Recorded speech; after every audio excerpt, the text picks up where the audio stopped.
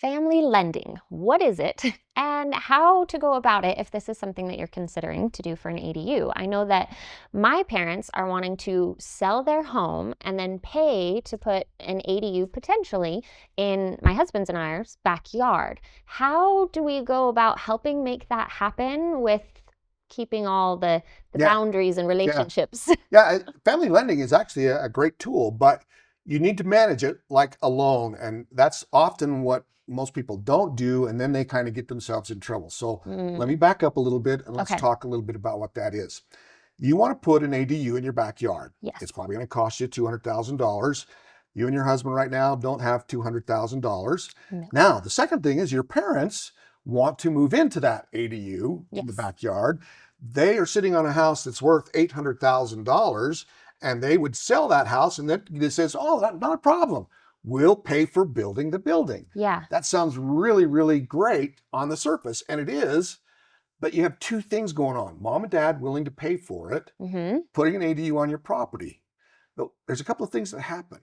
When the ADU is finished, it's stuck on your property. It stays. It stays. Yeah. And by all accounts, everything, it becomes real property. It is associated with your property. It cannot be separated. Right. So if you had to sell your property, all of that would be there and taken care of. How would your parents get paid back if you had to sell it early? Hmm. Now, you might have an understanding and say, yeah, well, we just pay them back.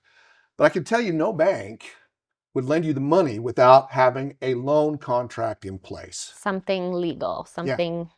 And it is in your best interest as a daughter and as parents that you establish the exact same thing. Yeah. Get a loan contract. Okay. Your parents may be your parents, but when they loan you the money, they are a lender. Yes. And therefore, they're going to have a contract that says, we're going to loan you $200,000, of which you're going to pay us back 5% interest over the next 20 years at this month. And if you default, here's how we go back to collect that. Right. Now, Right. you both know and understand exactly what the relationship is. And if something happens, you understand exactly how that's going to be resolved. And Yeah. nobody is upset or angry or frustrated with that. Right. Right. So family lending, even if it's your aunt, an uncle, or anybody else, they've got the money to loan to you to do that. Yeah. That's great. Make sure that you do it by having some type of a contract.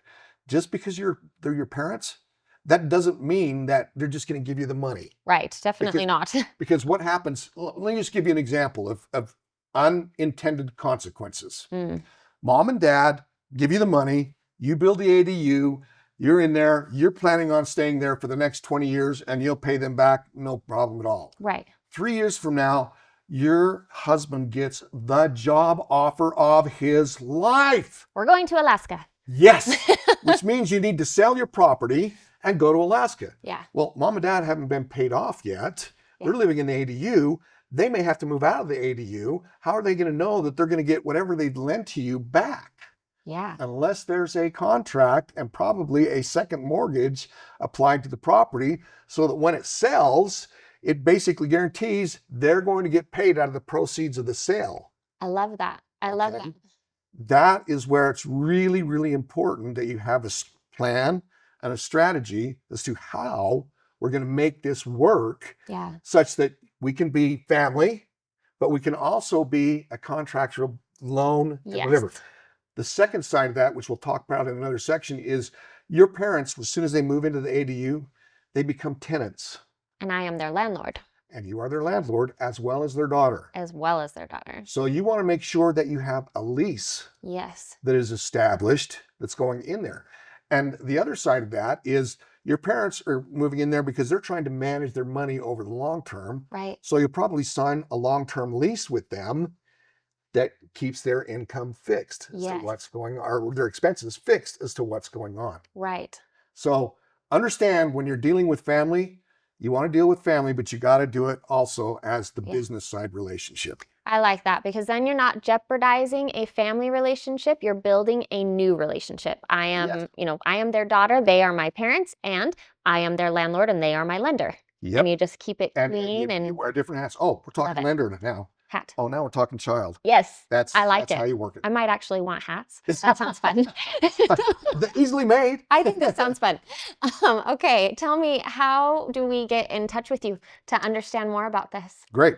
If you'd like to find out more about this and any other subject that you're concerned about with an ADU, the quickest and easiest way is just to send us an email, and send that email to hello@aduutah.com. Again, that's hello@aduutah.com. Perfect.